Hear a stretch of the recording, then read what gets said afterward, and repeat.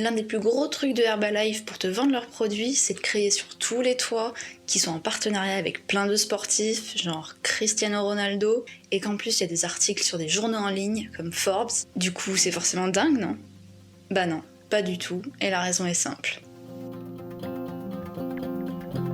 Les sponsors, c'est offrir une compensation financière ou matérielle à une personne physique ou morale comme une entreprise pour qu'elle porte votre image, vos logos et vos couleurs. Comme ça, les deux parties gagnent quelque chose, les sponsorisés gagnent de l'argent la plupart du temps et le sponsor gagne de la visibilité. J'ai pas fait le tour de tous les sponsors de Herbalife parce que clairement j'ai la flemme. Le plus grand c'est bien sûr Cristiano Ronaldo, mais à côté de ça il y a aussi l'équipe féminine de l'Olympique Lyonnais ou encore le triathlon de Gérardmer dans les Vosges qui a lieu tous les ans. Donc encore une fois, ces événements ou ces sportifs touchent une compensation financière de la part de Herbalife pour porter leurs couleurs. Sauf que rien ne vous garantit que ces sportifs utilisent au quotidien les produits de Herbalife, à part la parole de l'entreprise et eux, puisqu'ils sont payés pour le faire. Personnellement, je doute fortement que tous les membres des équipes sponsorisées par Herbalife, donc soit l'Olympique Lyonnais féminin, Servette Rugby en Suisse, consomment ces produits-là, mais après c'est peut-être juste que je suis trop sceptique. Aussi, sponsoriser peut faire des économies à l'entreprise sponsor, qui peut avoir des réductions d'impôts ou une récupération de la TVA si la marque est clairement identifiable, et c'est bien le cas avec Herbalife.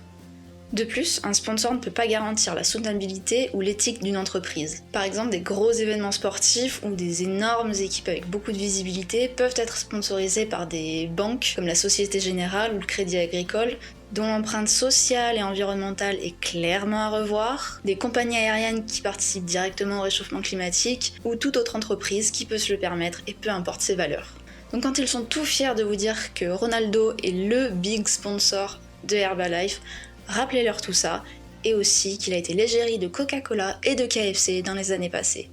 Et certes, oui, ils vont vous dire qu'aujourd'hui ce n'est plus le cas, mais même il y a 10 ans ou 15 ans, il n'y avait pas besoin d'être un génie pour savoir que consommer des sodas pleins de sucre et des fast-foods, c'était pas la meilleure idée. Cristiano Ronaldo, sur 4 ans, est payé 15 millions d'euros par Herbalife pour en faire la promotion de ses produits. Et il touche aussi très probablement une commission sur la vente de ses produits CR7, comme avec son partenariat avec Nike et la collection de chaussures. Tout ça qui va ensuite cacher dans des paradis fiscaux, c'est pas le problème, mais je pose ça là.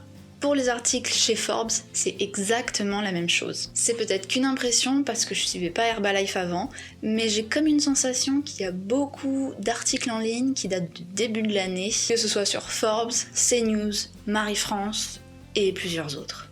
Est-ce que c'est parce que les actions en bourse de la marque ne font que chuter depuis le début de l'année ? Je ne sais pas, j'y connais rien en bourse, mais c'est quand même drôle de se dire ça. Quoi qu'il en soit, les partenariats journalistiques, c'est la même chose que les sponsors avec des sportifs. La marque paie pour y paraître. C'est elle qui décide de ce qu'elle dit, donc forcément, ils vont se vendre sous leur meilleur jour. Donc ce n'est pas du journalisme, c'est de la publicité. Et c'est aussi le cas dans l'article de Marie-France qui fait le zoom sur un couple de distributeurs. Ça donne une impression de sincérité, d'honnêteté parce que c'est des gens comme vous et moi, mais en fait ils sont entourés de l'équipe de communication.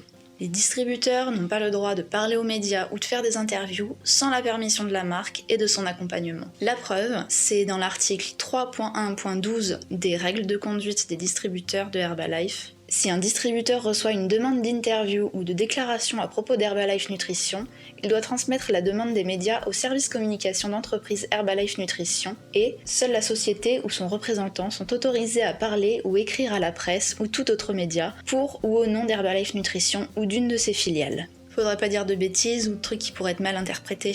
Votre propre patron vous dites. C'était sûrement très court, mais c'était seulement pour vous dire qu'il est important de garder son esprit critique. L'unique but d'un partenariat ou d'un sponsor, qu'il soit avec des événements, des personnalités publiques ou des entreprises, est financier. Tout ce que veulent les sponsors, c'est augmenter leur visibilité et donc leur chiffre d'affaires, en plus de faire des économies d'un point de vue fiscal. Le sponsorisé n'est absolument pas impartial car il a une motivation financière. Pour moi, ça ne légitime en aucun cas la parole du sponsorisé ou les activités de l'entreprise d'un point de vue éthique. Et justement, je parle d'éthique dans la vidéo qui s'affiche à l'écran.